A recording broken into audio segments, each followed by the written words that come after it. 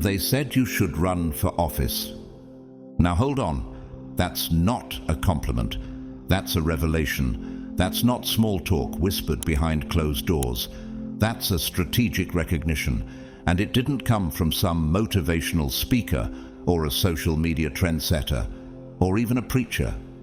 No, it came from a Secret Service agent, the kind of person trained to predict national threats before they even breathe, the kind of person who can sense a shift in energy from across the room, who's been trained to detect the difference between manipulation and divine authority.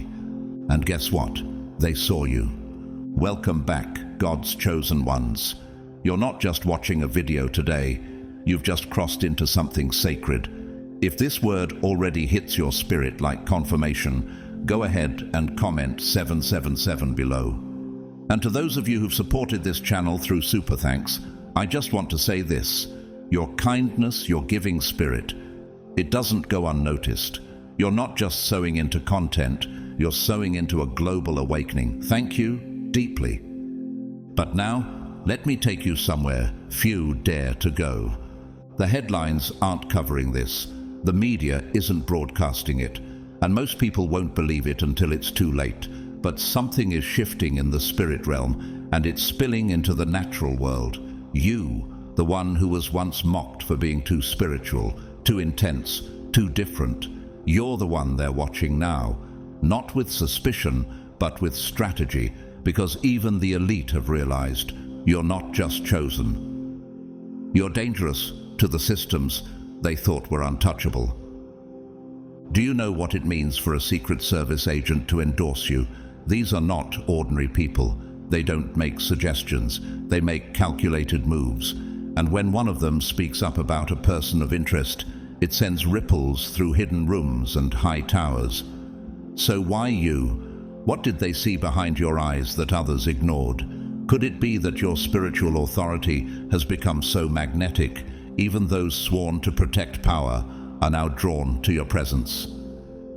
This isn't about politics, it's about prophetic positioning. You've been through the fire, betrayals, spiritual attacks, nights of silence where even your prayers felt like they bounced off the ceiling. And yet here you are, no PR team, no platform, no fame, just truth, tested by fire, and a presence that exposes lies without saying a word.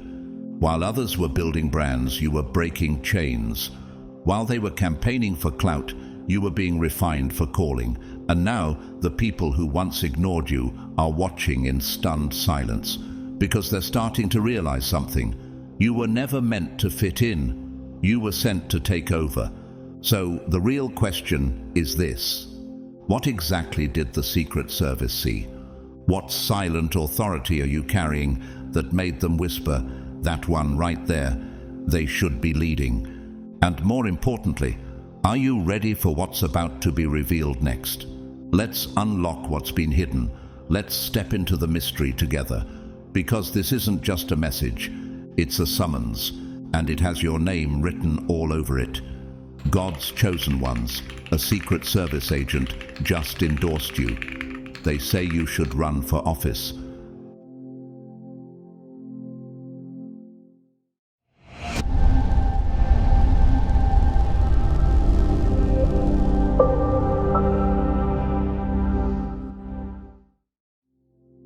They've been watching you for years, but not to control you, rather to learn from you. These weren't watchers driven by fear. They were fascinated. While others chased titles and noise, you walked in silence, yet carried undeniable presence. Why would someone with no platform radiate such authority? Why did your name keep showing up in quiet meetings and confidential briefings, not as a threat, but as a mystery? You weren't being tracked through social media gossip or public applause. These were high-level eyes, trained to observe crisis leadership, emotional intelligence, and quiet power. They watched how you responded when your back was against the wall. When rumors swirled and people turned cold, they noticed something strange. You didn't flinch. You didn't retaliate. You didn't even beg for justice. You held your ground with grace. Does that sound familiar? Just like Jesus, when accused before Pilate, he remained composed and unshaken. He opened not his mouth, like a lamb led to the slaughter. Isaiah 53:7. They saw that same divine composure in you, and it rattled the systems that live off chaos. How did you not break? How did you maintain integrity when betrayal would have made bitterness easy? While others cracked under lesser pressure, you stood tall. That's what made them lean in closer. Not because you shouted, but because you didn't. When everyone else fought to be seen, you operated like someone who already knew they were observed, not by men, but by heaven. Could it be that deep inside, you sensed divine eyes were on you the whole time? Leadership isn't formed in public success, it's formed in private resistance, and you proved it again and again. Like Joseph in the prison, falsely accused and forgotten, but faithful. When the world closed doors, heaven kept a scroll with your name on it. For the eyes of the Lord range throughout the earth to strengthen those whose hearts are fully committed to Him. 2 Chronicles 16:9. You didn't know it, but you were being strengthened in secret. You declined financial opportunities that required the death of your conscience. You lost friends and family members because you wouldn't bend your truth.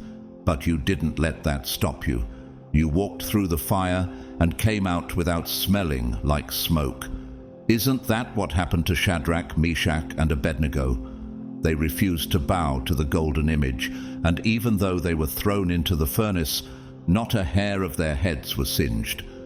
Daniel 3:27. What if the fire you endured wasn't punishment? It was proof. This is what set you apart.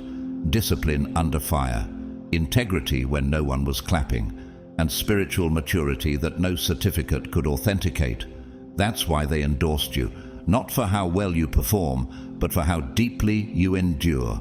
You've already faced spiritual warfare that would have destroyed someone less rooted. You didn't just survive, you became immovable. Let's not forget how real this pattern is even outside Scripture. Nelson Mandela, freedom fighter, prisoner, and eventually president, was monitored and misunderstood for decades. When he emerged, he didn't lead with revenge. He led with vision. He didn't shout about his pain. He used his silence as strategy. Does that sound familiar? His strength wasn't in his words, but in his restraint. Similarly, Dr. Maya Angelou, poet and activist, once said, "Stand up straight and realize who you are, that you tower over your circumstances." That's exactly what you've done. You towered in the silence. All along, you thought the delay was punishment, but it was preparation. You assumed you were being ignored, but you were being evaluated. They weren't looking for charisma. They were searching for character. And what they found was someone consistent, consecrated, and completely unshakable. Even when the public misunderstood you, the spiritual realm and the hidden decision makers did not. Their endorsement is not an invitation, it's a confirmation. You were never walking in circles, you were passing through levels. And now, the system is finally echoing what heaven declared long ago. You've been cleared. Your time of obscurity was divine testing, and you didn't just pass, you surpassed. Could it be that the reason you didn't get the applause was because your assignment was never meant to entertain, but to transform? Could it be that God kept you hidden to protect the power He placed in you until the right moment? The curtain is lifting, and what's next isn't a performance, it's purpose. You're not stepping into fame, you're stepping into fulfillment. You are not a product of the system, you are the unbought blueprint, something they didn't expect and certainly couldn't manufacture.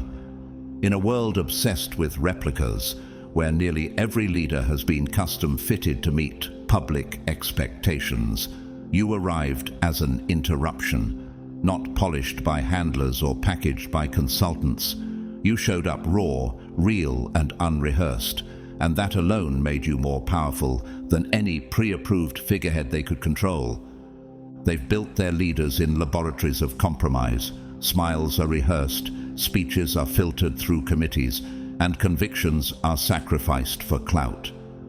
How many so-called voices of the people have actually been echoes of their sponsors?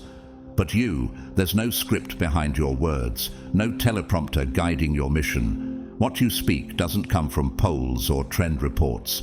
It comes from a place deeper than reason. It comes from your spirit.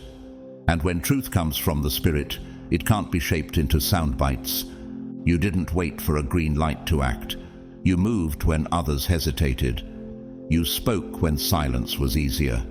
You chose conviction over calculation. Isn't that the very trait God looked for in his chosen ones?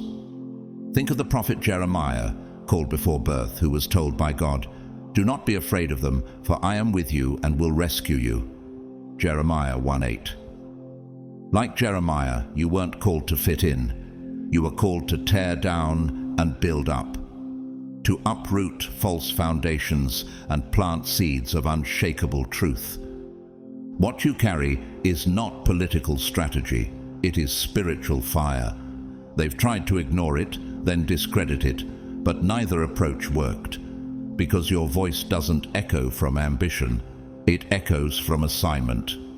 And the Secret Service agent didn't just see potential in you. They saw a break in the machine, a crack in the algorithm. You are the disruption, but you are also the doorway. You represent everything the public hopes still exists and everything the system fears it cannot contain. Someone who refuses to be purchased, silenced, or swayed. Have you ever wondered why systems collapse not from external wars, but from the emergence of something authentic within? That's why you're feared. Not because you're loud, but because you're real. And in an age of artificial voices, the sound of truth is explosive. Even now, their algorithms are scrambling. You weren't crafted by image consultants. You were formed in fire. What you went through, the betrayals, the losses, the moments when quitting felt easier, should have destroyed you. But instead of breaking, you burned brighter. You didn't just survive hardship. You were refined by it. Much like Shadrach, Meshach, and Abednego, who walked through the flames without even smelling like smoke, you too were seen by heaven in the furnace, and you came out carrying power that no system could counterfeit. This is what makes you dangerous to them and healing to us. While others lined up for approval, you were out in the wilderness being forged. And now, the ones who once ignored you are circling back, not because you campaigned, but because you stood when others fell. You didn't audition for power. Power emerged through your survival, through your silence, through your suffering. Look at Dietrich Bonhoeffer, the German pastor and theologian who stood against Hitler's regime. He didn't wait for permission to speak truth. He acted with such courage that even prison couldn't quiet him. Before being executed for his resistance, he wrote, "Silence in the face of evil is itself evil." That same defiance in the face of control is what you carry now. They see it, the people feel it, and the system can no longer deny it. Now, you stand as the alternative to everything artificial. They've exhausted their supply of manufactured leaders, and now the only one left standing, the only one unbought and unscripted, is you. Doesn't that sound like what happened with David? When Saul failed and all of Jesse's strong sons were rejected, God said to Samuel, "Do not consider his appearance or his height. The Lord looks at the heart." 1 Samuel 16:7. You weren't the first choice in their boardrooms, but you were always heaven's pick. And now, as the old protocol burns away and the masks melt off, the system finds itself face to face with something it cannot replicate, the original. You are not following the blueprint. You are the blueprint. You are what happens when destiny outlasts politics, when purpose replaces protocol, and when fire forges a leader instead of fame. What happens when the people finally see through the illusion and recognize the one who was never designed but divinely deployed? What happens when the real finally walks in? That moment is now. They tried everything to bend you, break you, and pull you into their game, but you wouldn't move. And that, more than anything else, is why they now believe you should lead. You've proven, not through performance, but through pressure, that you can't be controlled. And that's exactly what true leadership demands. They tested you with what usually unravels even the strongest. Betrayals from people you once trusted, slander whispered in the dark, rejection from those who once praised you, and false accusations crafted to kill your character. And yet, through all of it, you didn't spiral. You didn't retaliate with fire. You didn't become bitter or vengeful. Instead, you became rooted, anchored not in ego, but in truth. Where does that kind of resilience come from? That strength that refuses to be shaken by public opinion or private pain. It comes from depth, from a spiritual foundation that cannot be bought or borrowed. Like Job, who lost everything in one day, his wealth, his health, his children, but still declared, "Though he slay me, yet will I trust in him." Job 13:15. That kind of faith doesn't grow overnight. It's forged in fire, watered in sorrow, and matured in silence. At first, they mistook you for a threat, because in a world obsessed with control, anyone who cannot be manipulated is seen as dangerous. But over time, their fear shifted into something else: respect. They realized you weren't reckless, you were rooted. You weren't unpredictable, you were unshakable. Your decisions weren't emotional, they were eternal. And that kind of discernment, that's rare. Have you ever noticed how quickly people trade their values for applause? For a paycheck? For temporary power? But not you. They offered you opportunities that looked shiny on the outside, but came with hidden strings. You declined. They baited you with gossip, tried to drag you into emotional warfare, but you didn't bite. You didn't stoop to their level.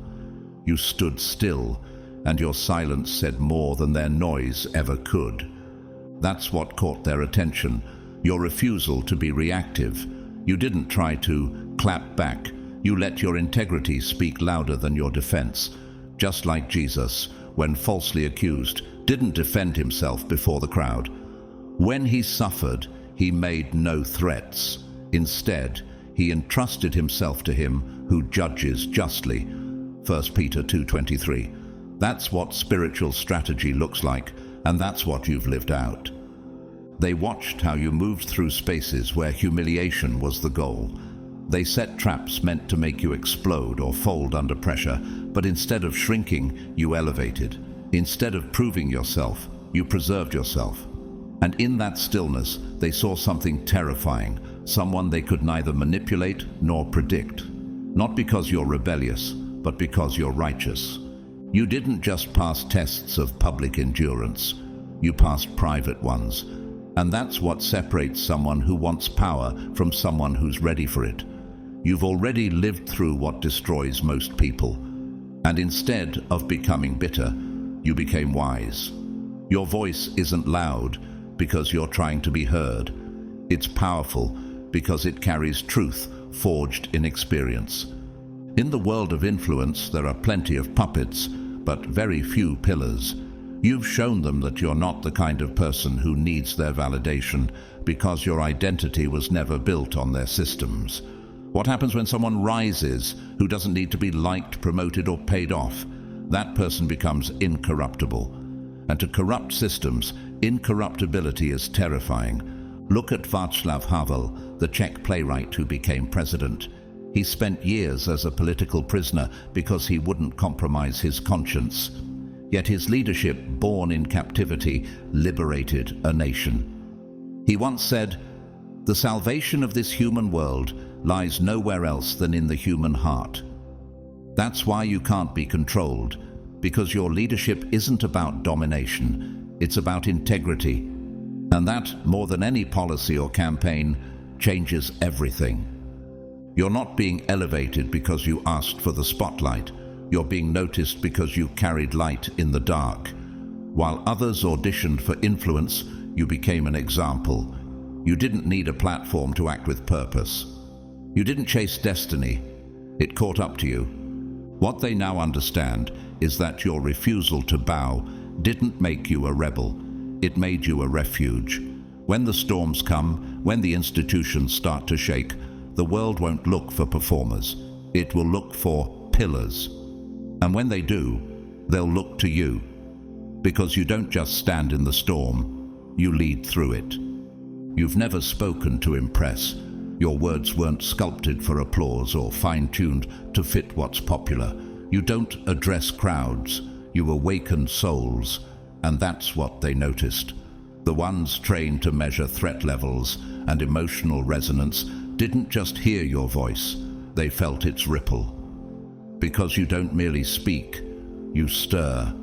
You reach into the unseen, past intellect, past conditioning, past the false selves people wear like armor, and suddenly they're face to face with something real again. When was the last time someone dared to speak with that much unfiltered truth? It's not about eloquence or polished delivery. In fact, it's the imperfections in your voice that carry the most power. The trembling, the pauses, the fire beneath the cracks. Your voice carries a spiritual voltage, a sacred frequency, as if heaven had encoded your tone with divine urgency. People may not understand why their hearts beat faster when you speak, but something ancient in them rises. And that's not charisma, that's impact, that's prophecy disguised as conversation. The Secret Service agent didn't just listen to your words, they observed the aftermath, the shift in the atmosphere, the way people sat still, wide-eyed, as if something holy had entered the room. What caused that silence? What stirred that reverence? Could it be the same force that once fell on a crowd when Peter preached after Pentecost, when they were cut to the heart and cried out, "What must we do to be saved?" Acts 2:37. That's what your voice does. It pierces beyond logic and touches eternity. You don't just challenge narratives, you break spiritual strongholds with your words, not through aggression, but through unshakable truth. While others tiptoe around discomfort, you stand in it, not because you want to provoke, but because you refuse to betray your assignment. Like Jeremiah, the prophet, who said, "His word is in my heart like a fire shut up in my bones. I am weary of holding it in, indeed I cannot."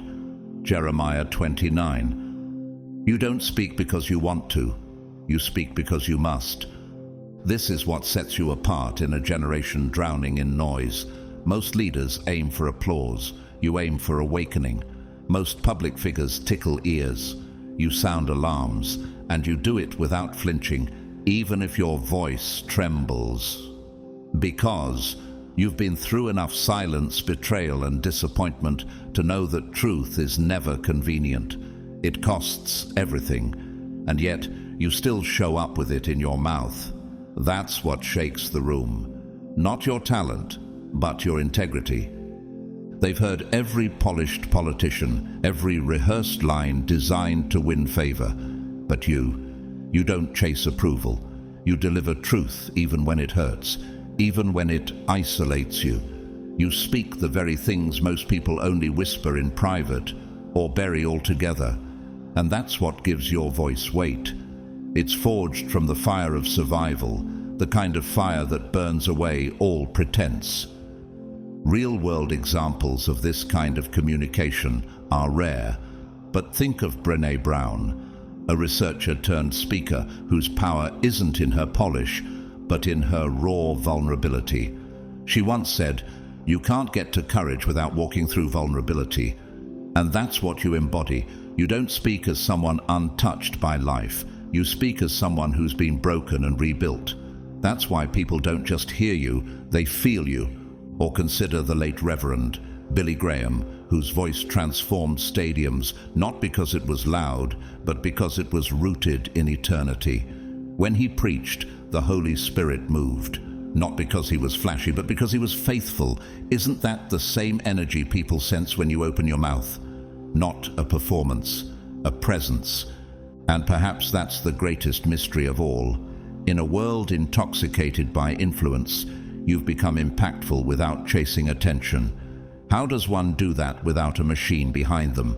How does someone cause rooms to freeze and hearts to break open without manipulating emotion? Could it be that your voice was never meant for mere dialogue, but for deliverance?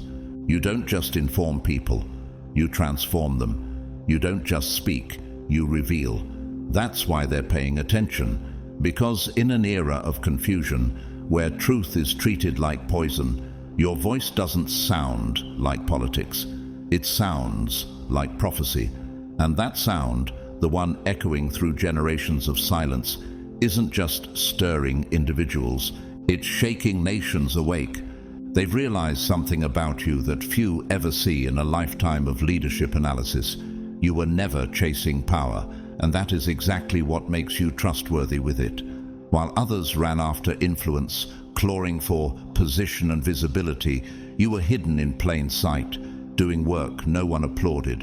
You didn't climb by manipulation, deception, or spectacle. You quietly showed up, healed your wounds, broke generational curses, and told the truth when it cost you comfort, community, and even your reputation. While they were counting followers, you were counting the cost. That's what made you different. You weren't looking for a throne, you were just trying to stay clean before God. Not polished, not popular, just pure in motive. And that is the rarest kind of strength in today's world. While others fought to be seen, you fought to remain in alignment with heaven. Do you realize how rare that is? When everyone else is chasing platform, you chased presence. And when others sacrificed truth for popularity, you sacrificed applause for integrity. That's what the agents saw. That's what earned their trust. Not your ambition, but your restraint. The ones who crave power the most are usually the least qualified to hold it. They want status without sacrifice. They want command without compassion. But you've already carried the burden of leadership without ever having a title. You've prayed for people who hurt you. You've protected those who never thanked you. You've spoken up when your silence could have saved you from criticism. And you never made it about you. Isn't that the very model Jesus gave us when he said, "Whoever wants to become great among you must be your servant"? Matthew 20:26. You have served without expecting a crown, and that makes heaven take notice. You've already proven what kind of leader you are, not with slogans or public declarations, but with your track record. They watched how you handled betrayal without broadcasting it. They saw you respond to disrespect with grace, not revenge. When you had opportunities to use your influence to manipulate outcomes, you didn't, even when it would have been easy. That's why you're being considered now, not for what you say, but for how you've lived. Let's not forget, real power isn't about control, it's about stewardship. That's what King David had to learn before he wore the crown. Before the palace, he spent years running for his life, leading broken men in caves, and choosing mercy over murder when he could have killed King Saul with ease. I will not stretch out my hand against my Lord, for he is the Lord's anointed. 1 Samuel 24:10. Power was placed in David's hand, but he proved he could wait. Can you see the same pattern in your own journey? You've lived like that, discerning enough to know you could have fought your way forward, but wise enough to know when to wait. And in a world obsessed with domination, that kind of self-governance is a threat to the darkness. Because when someone like you is handed influence, you won't use it to control. You'll use it to cover, to protect, to build. That's not performance, that's purpose. You don't desire recognition, you long for righteousness. You don't need to be adored, you need justice to prevail.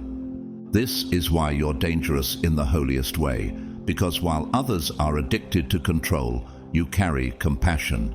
While they orchestrate strategies to get ahead, you surrender your plans to something higher. You embody the truth that leadership is spiritual before it's political.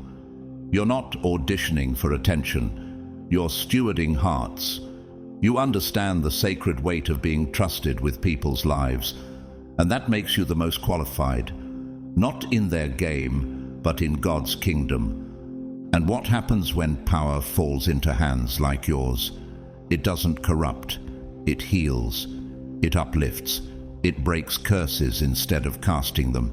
That's why they're endorsing you, not because you mastered the game, but because you refused to play it. And in that refusal, you revealed something rare. True authority never asks for a stage. It is proven in secret, in sacrifice, and in seasons of silence. You weren't preparing for a campaign. You were preparing for a calling. Your trauma wasn't a detour, it was divine training. And they see that now. The people who studied your life from the sidelines aren't applauding your survival out of pity.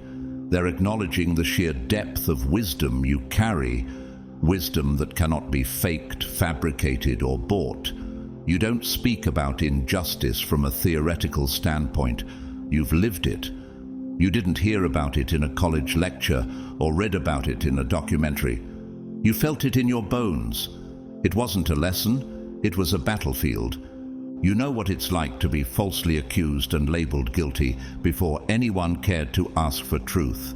You've walked through systems built to protect, but only for some, and in those moments when you needed the most support, you were met with silence so loud it tried to drown your voice forever. Have you ever wondered why certain doors refused to open, no matter how much good you did? Why your honesty made people nervous while others thrived off manipulation? Maybe it wasn't rejection. Maybe it was refinement. A fire allowed by heaven to forge you into a vessel too pure to be owned. You saw through the tactics meant to break you, the gaslighting, the setups, the subtle cruelty disguised as order, and where others became cold and hard, you became sharp and clear.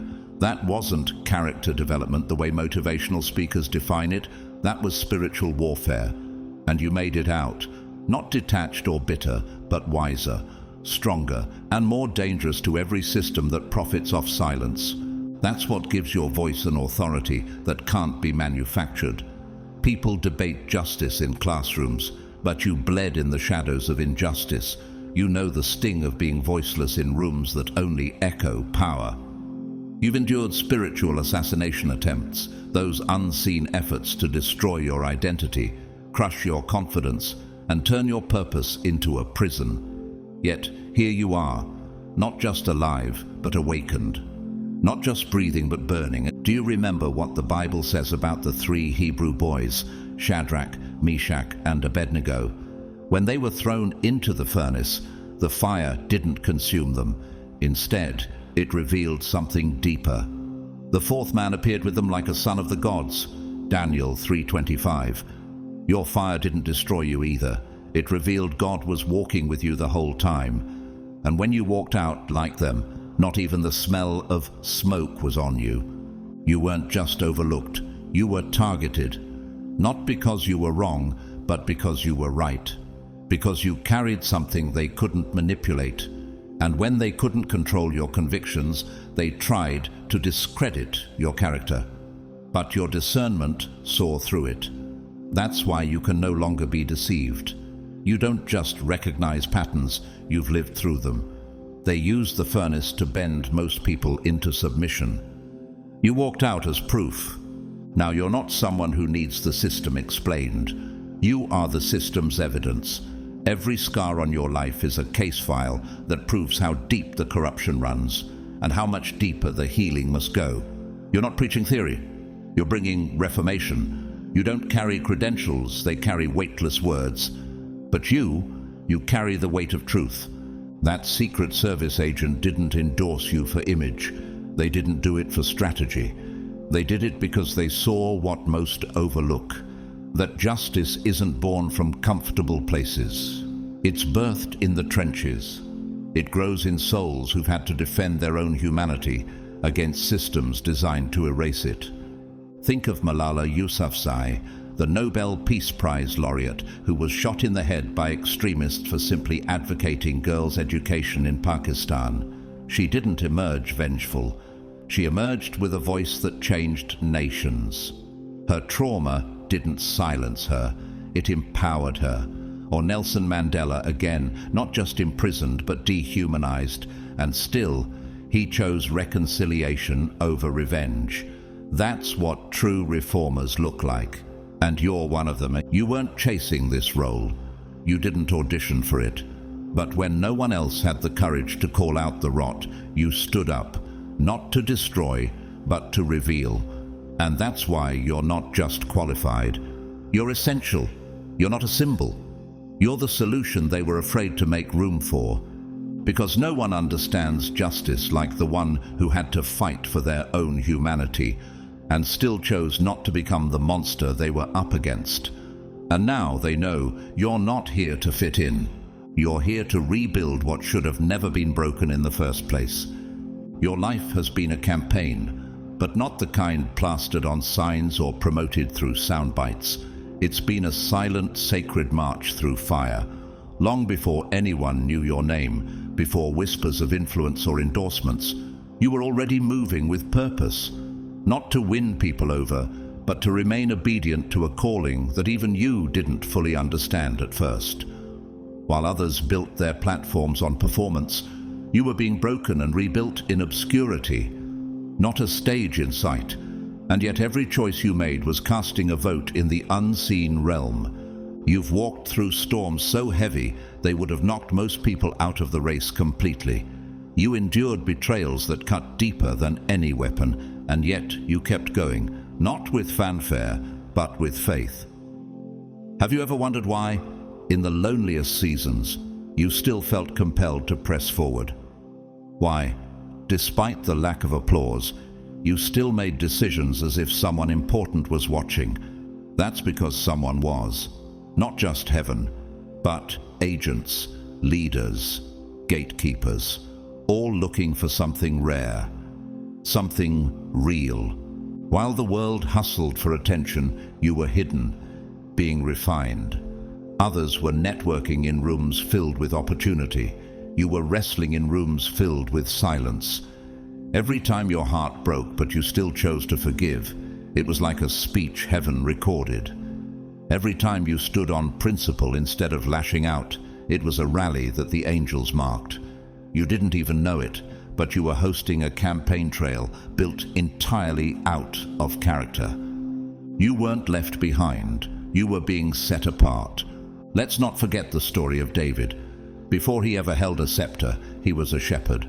Forgotten by his own father, left in the fields, overlooked when the prophet Samuel came to anoint the next king. And yet God said, "Man looks at the outward appearance, but the Lord looks at the heart." 1 Samuel 16:7. David's campaign didn't begin in the palace. It began in the pasture, just like yours. You didn't sell out for exposure. You didn't compromise for convenience. You kept walking with quiet conviction, even when it felt like no one cared. That's what they saw.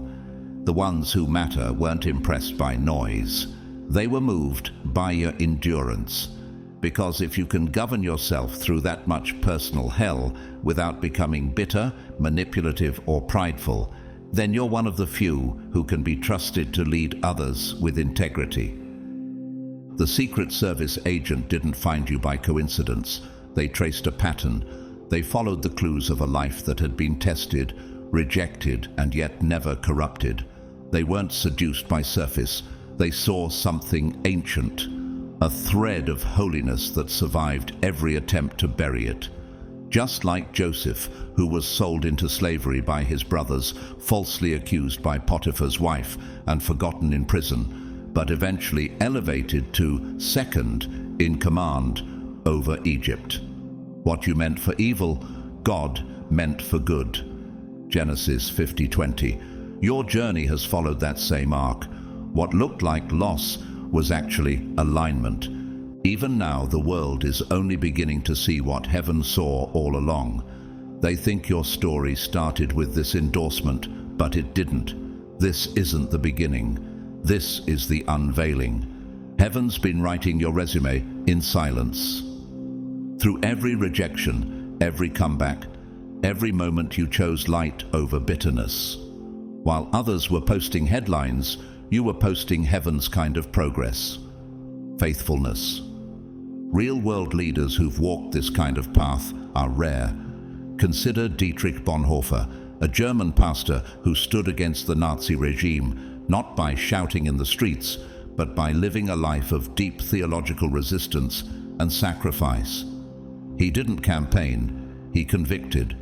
His quiet defiance cost him his life, but his legacy still echoes.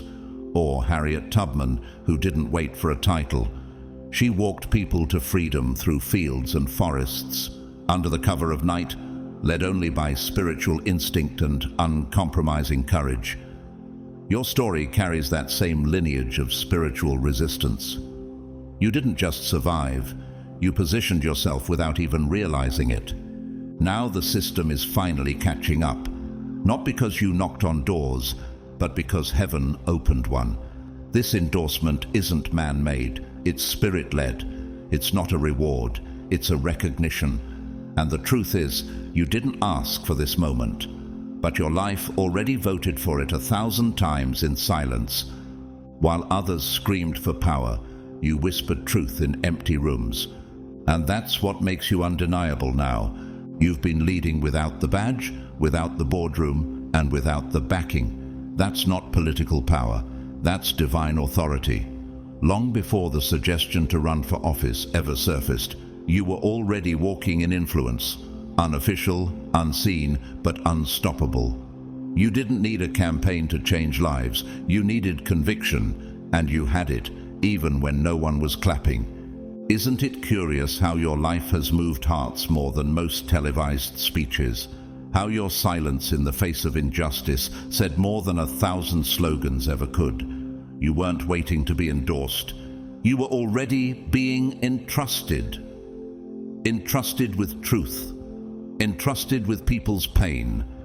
Entrusted with the kind of discernment that can't be taught, only earned. You've led without staff. You've led without sponsors. And still, conversations shifted after your presence.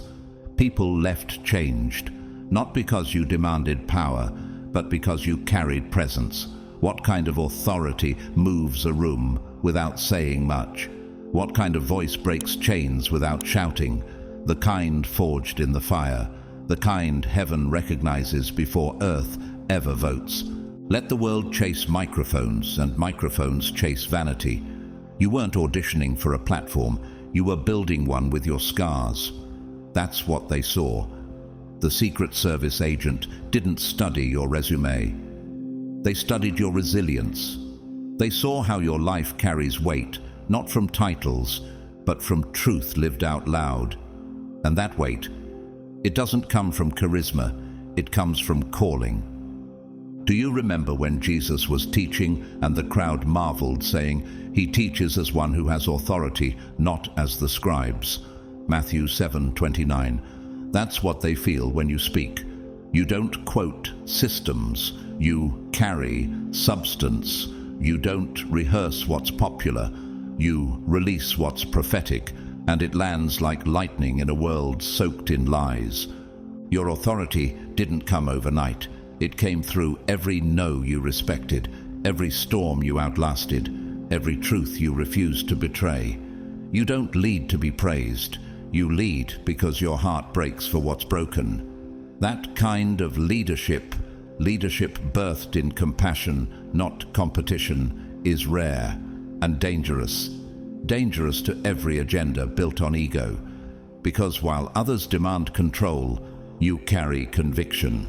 Like Nehemiah rebuilding the walls of Jerusalem, you didn't wait for permission. You saw the ruins and picked up the pieces.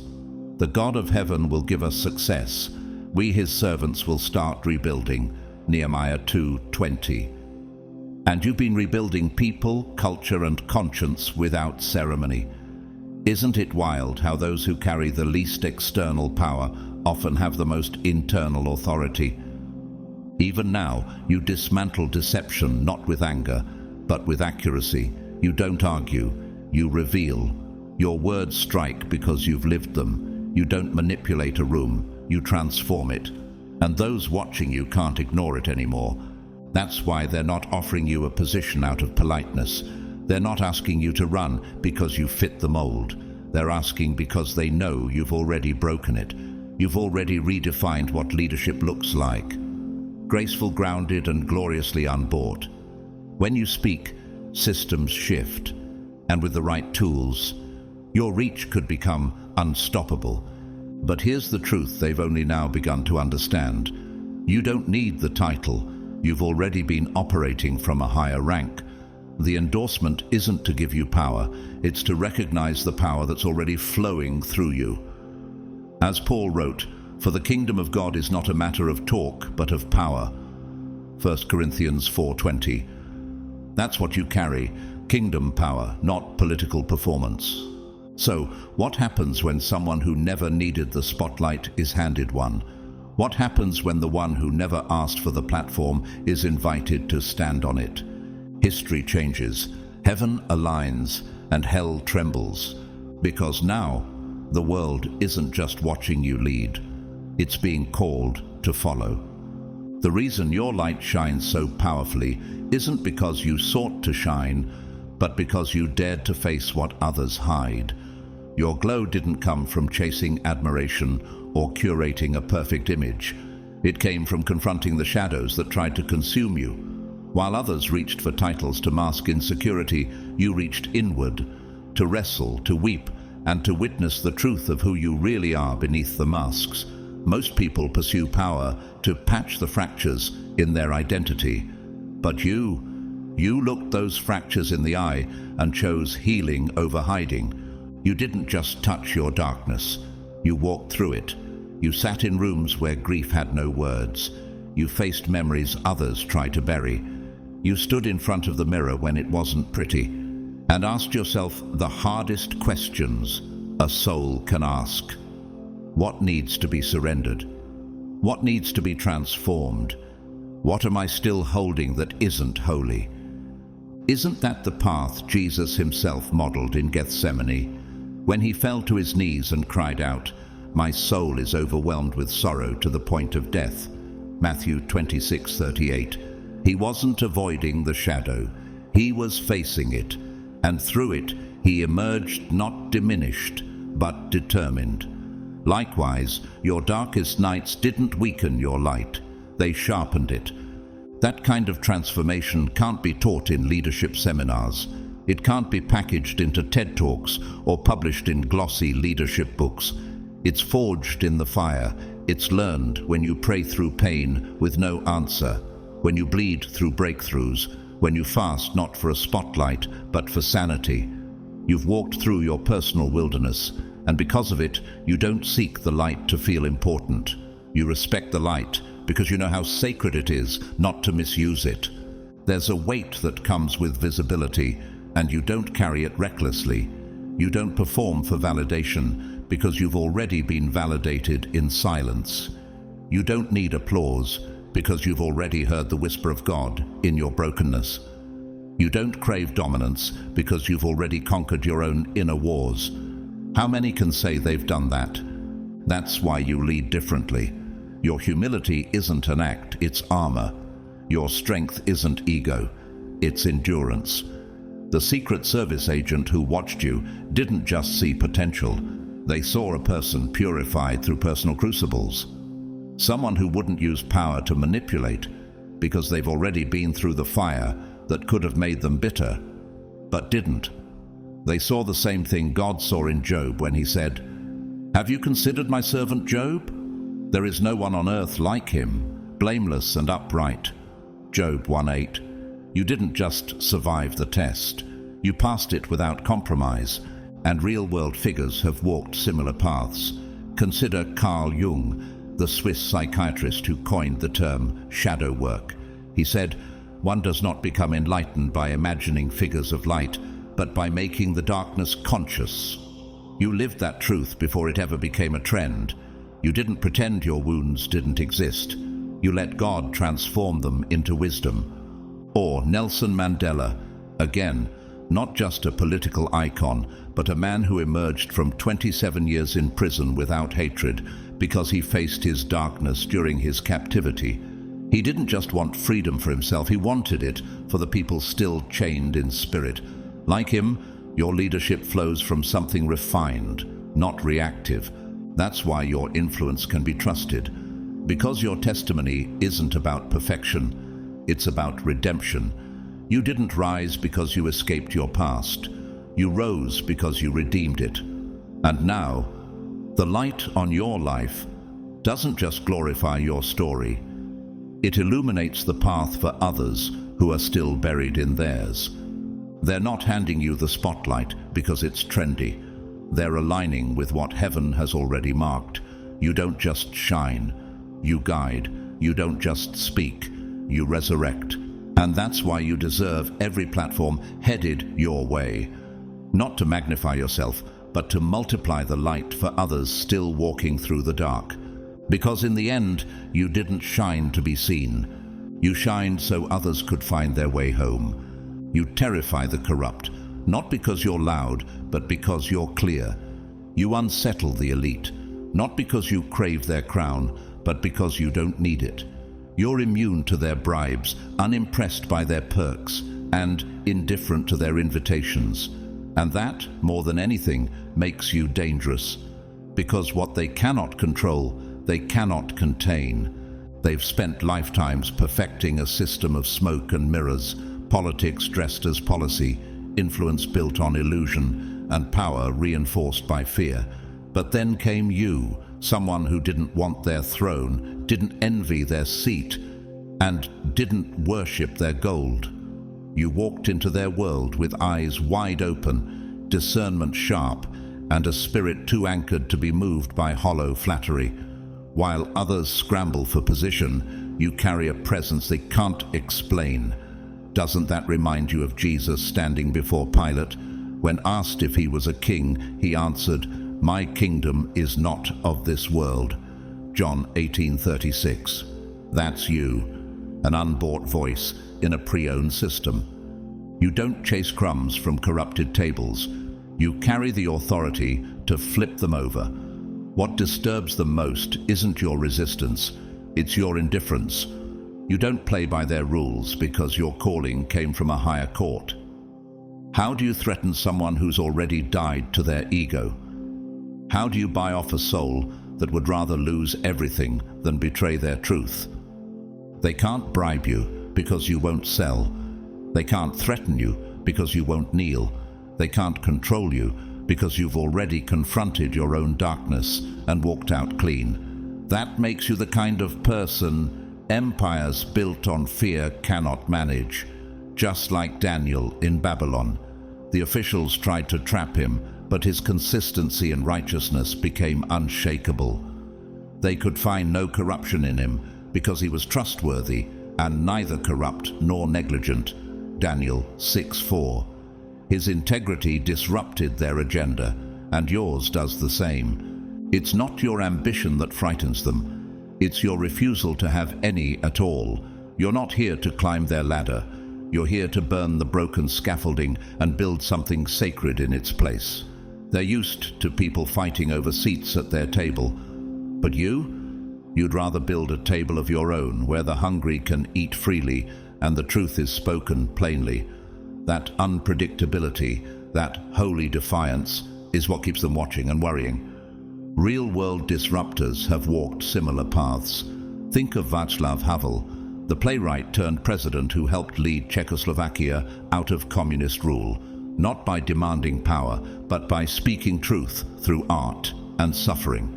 Or Dietrich Bonhoeffer, who stood against the Nazi regime not with weapons, but with unwavering theology and quiet rebellion.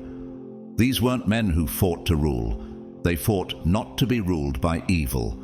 That same spirit is in you. You're not another pawn trying to impress the gatekeepers.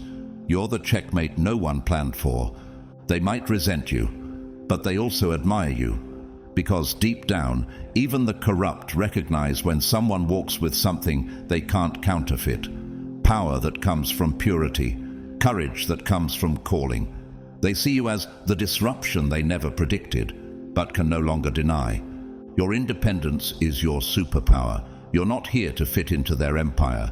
You're here to expose its cracks. And that terrifies them. Because while they built their kingdoms on fear and fraud, you've been forged in faith. You're not rising to inherit their system. You're rising to dismantle it and usher in something holy.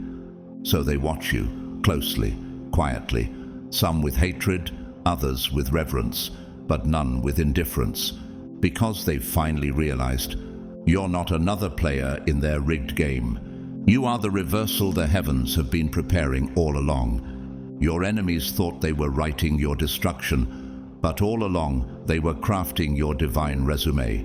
Every attack they launched, every rumor they spread, every attempt to assassinate your character was meant to expose your weakness. And yet, they only revealed your strength. Isn't it remarkable how their obsession with breaking you became the very evidence of your integrity? They didn't just dislike you, they studied you. They stalked your every move, searched for flaws, and scrutinized your past with surgical precision. Why? Because deep down, they knew you weren't ordinary. They could sense it. Something in your walk, your silence, your authority made them feel exposed. They hoped to find something, anything, that could be twisted, spun, or weaponized. But when all their digging turned up nothing, they were forced to confront a truth more uncomfortable than any scandal. You are who you say you are. Doesn't that echo the story of Daniel? When the Babylonian administrators tried to destroy him, they scoured every corner of his life. But they could find no corruption in him because he was trustworthy and neither corrupt nor negligent. Daniel 6:4. So what did they do? They manufactured a law designed to trap him in his own righteousness. Yet even then, Daniel chose prayer over self-preservation, and heaven shut the mouth of lions. Just like you, he passed the test of scrutiny not with noise, but with integrity. Your enemies have become your unwilling witnesses.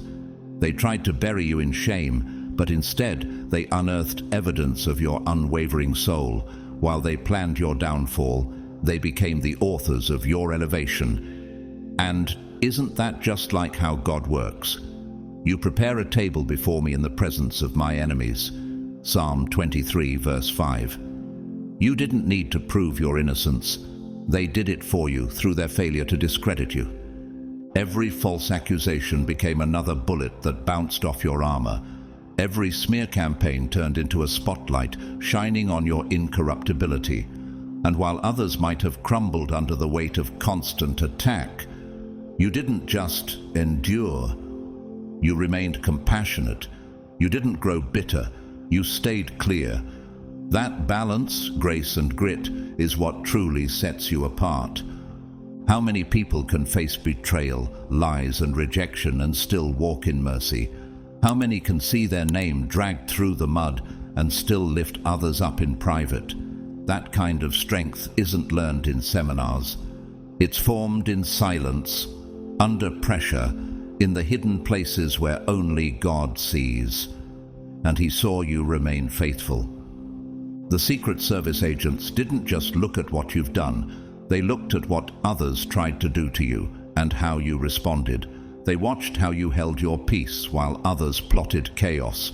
They noticed that even after all the attacks, you didn't weaponize your pain. You turned it into wisdom, and that to them is the highest clearance. That is the evidence of someone who can be trusted with sacred responsibility. Think of Nelson Mandela again. After decades in prison, he had every reason to become a man of vengeance.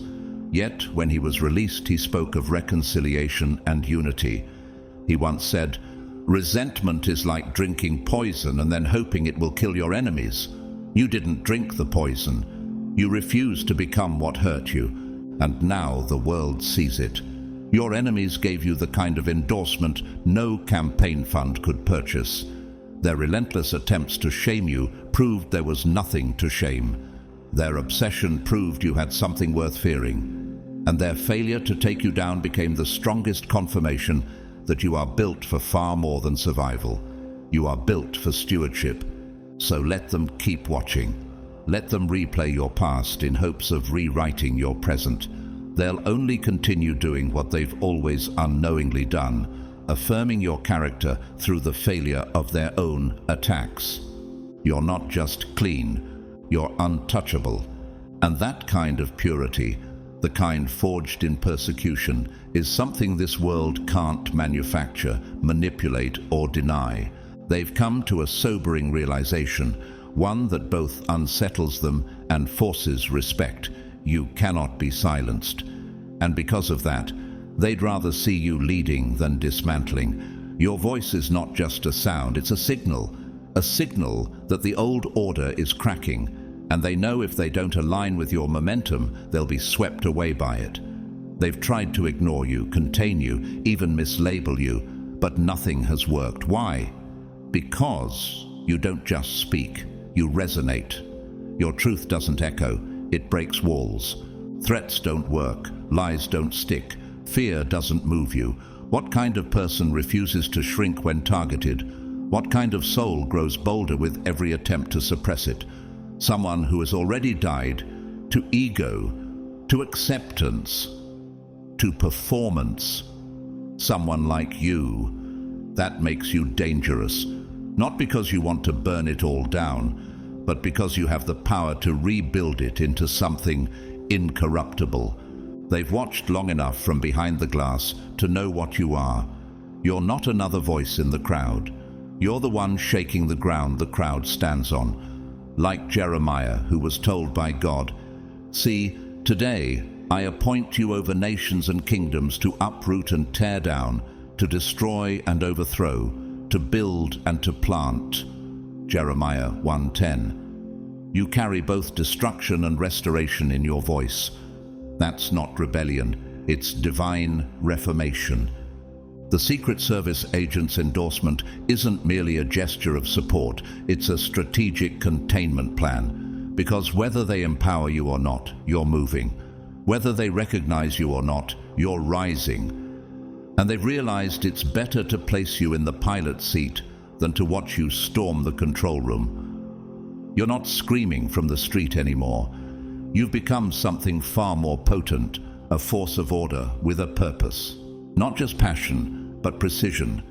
You could stay outside the system, using your discernment and voice like a wrecking ball, uncovering every lie, spotlighting every compromise, exposing every toxic root until the whole structure crumbles.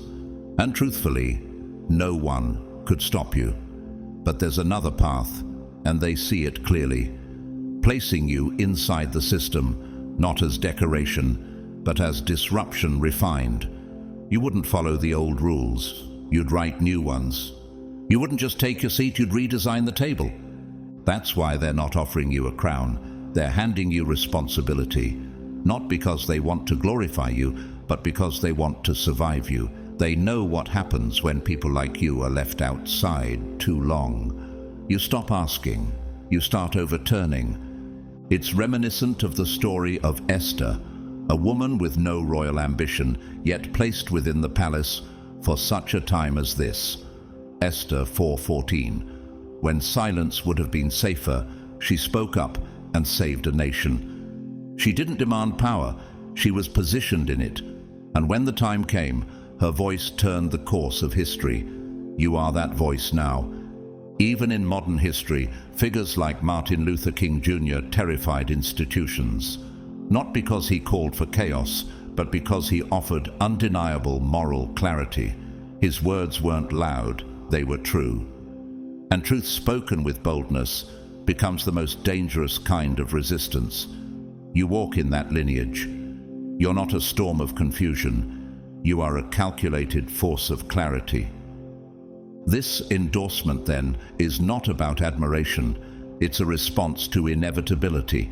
They're not simply choosing you, they're bracing for what happens if they don't. Because whether you stand on their stages or tear them down, your influence is already moving. Your revolution is already breathing. And no crown can contain what God has already anointed. You are no longer the outsider hoping to be heard. You are the storm they hoped would never arrive, but now must call by name. Your presence disrupts, not because you're trying to, but because you can't help it.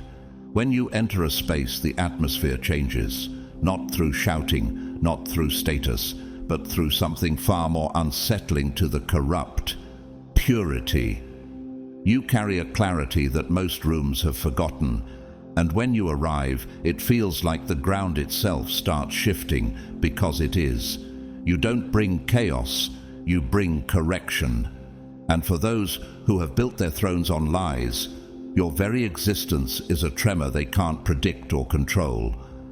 It's not just about what you say, it's about what you are. Your presence is clean, and in halls built on compromise, clean feels like confrontation. Without lifting a finger, your spirit convicts. Without raising your voice, your energy slices through deception like light cuts darkness. It's spiritual law. The light shines in the darkness, and the darkness has not overcome it. John 1:5. You don't shine to be seen. You shine because you refuse to dim. And that light exposes what others worked hard to bury. People in power expect resistance to come with fists, with noise, with protest. But you walk in quietly, and suddenly their masks slip. Because your very being is truth in motion, your integrity becomes a mirror, and in that mirror they see what they've been hiding from the world, from others, from themselves. And isn't that the most terrifying kind of threat? A confrontation without aggression, a revolution without violence, a soul so grounded that the room has no choice but to feel it? Credentials can't replicate that. Titles can't fabricate it, because what you carry doesn't come from position, it comes from purification. You don't need to prove anything. Your alignment with truth is your badge. Your soul radiates authority in a way degrees never could, and people feel it instantly. They might not be able to explain it, but they can't ignore it. Think of Jesus walking into the synagogue in Luke 4. He didn't raise his voice. He simply read from Isaiah, and suddenly every eye was locked on him. The room was electrified, not because of his volume, but because of his validity, and the people in power couldn't handle it. All the people in the synagogue were furious. They got up, drove him out of the town. Luke 4:28-29. Why? Because true authority that exposes falsehood doesn't need to shout. It simply is. That's what your presence does. You don't have to call anyone out by name. You don't need to argue or explain. Your frequency does the talking. And in rooms built on secrets, your transparency is an earthquake. That's why people go quiet when you walk in. Why conversations shift. Why eyes dart. Because they sense it. You carry a truth that won't bend to comfort. This isn't something you learned in a workshop or picked up in a seminar. It was forged in the furnace of identity, honesty, and spiritual obedience. Every time you chose to stand instead of shrink, you strengthened it. Every time you told the truth when a lie would have served you better, you deepened it. And now, it goes ahead of you. Not like an announcement, but like a warning to everything not aligned with light. This one cannot be corrupted. Even in the natural, people like you have shaken entire structures. Consider Malala Yousafzai, a teenage girl with no army, no office, just a voice that refused to bend to terror. Her very presence in international forums became a weapon against ignorance, not because she yelled, but because she was unafraid. You carry that same unshakable truth. You don't disrupt to destroy, you disrupt to reveal, and that revelation is often more terrifying than any riot. Because once something has been exposed, it can never hide the same way again. That's why they feel it when you enter. That's why they monitor you. That's why they whisper when you walk away. Because you didn't come in with demands. You came in with depth. And that kind of purity can't be negotiated. It forces accountability. It shakes everything resting on pretense. In a world built on illusion, your authenticity is a tectonic shift. You are not the aftershock. You are the earthquake itself. This moment isn't merely political, it's prophetic. What just happened is not about optics, it's about alignment.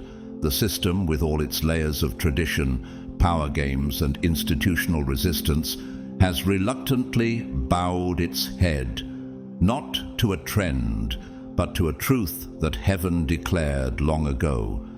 This endorsement isn't just a gesture of support.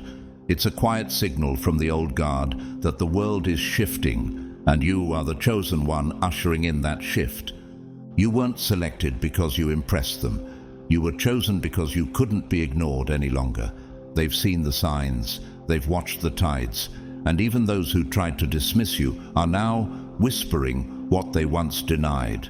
You're not here to join the game. You're here to rewrite the rules. Can you feel how heavy that mantle truly is? This isn't just a position, it's a divine assignment finally being acknowledged in the natural realm. It didn't come with fanfare. It wasn't a banner moment meant to dominate headlines. Instead, it was a reluctant surrender, an unspoken confession from those entrenched in the old order that their time is fading. They know what the spiritually discerning already knew. You've been chosen, anointed, and commissioned, not by men, but by heaven itself. You're not simply running for influence. You're running with fire. You're the one who's been sent to liberate a generation shackled by unseen chains, spiritual, moral, and intellectual. This is what separates you from the rest. While others seek to manage people, you're here to awaken souls. Like Moses called out of exile, not to campaign, but to confront Pharaoh and lead people out of bondage, not just physical, but generational. And what is the Secret Service agent's endorsement really? It's not just a stamp of approval. It's the earthly echo of a divine coronation. What God has already spoken in secret is now being confirmed in public. Your gift will make room for you and bring you before great men. Proverbs 18:16. This is that moment. Heaven opened the way. The system is now catching up. It's rare, almost unheard of, for these two realms to align so clearly. Earthly authority and celestial purpose usually conflict, but when they converge, it means something unstoppable is being born. What if this moment wasn't just about your rise, but about the restoration of truth on a scale we haven't seen in generations? What if this was the first true collision between calling and influence, integrity and platform, spirit and structure? The endorsement doesn't crown you, it confirms you, because you've already been leading, not from the front of the room, but from the depth of your soul. You didn't seek position, you carried purpose, and it's your unwavering, untamable spirit that threatens the system the most. They tried to contain you, but now, with this reluctant agreement, they've admitted what they couldn't suppress. Your influence is ordained. You're not stepping into a role. You've been walking in it all along. Think of Harriet Tubman guiding slaves to freedom without any title, with danger at every turn. Or Joan of Arc, a teenager with no military experience who led armies because of a divine call. Neither asked for validation. But when the world saw results they couldn't explain, they had no choice but to acknowledge the authority behind them. That's what this is. They're not empowering you. They're finally recognizing the power you already walk in. Your journey wasn't made for political theater. It was shaped in private wars, silent nights, and moments no one else saw. Moments that made you unbreakable. You endured trials that would have disqualified most. Yet, here you are. Not just standing, but shining. Not just surviving, but summoned. And now, the path clears. You may choose to walk it with a title, or you may continue leading without one. But one thing is certain, your impact can no longer be dismissed. The halls of power have spoken, but heaven spoke first, and heaven's voice is the one that truly matters. Step forward knowing this. You are not powered by ambition. You are driven by destiny. The earth is finally catching up to what eternity has already decreed, and now the world is ready to listen. Beloved, let this moment mark you forever. You were never seeking the spotlight, but now the spotlight seeks you. You didn't ask for this assignment, but your obedience prepared you for it. Every hidden battle, every silent night, every tear shed in private became the foundation of a public calling. Heaven already crowned you. Now the earth is catching up. This isn't just politics. This is prophecy fulfilled. This is destiny realized. This is divine alignment.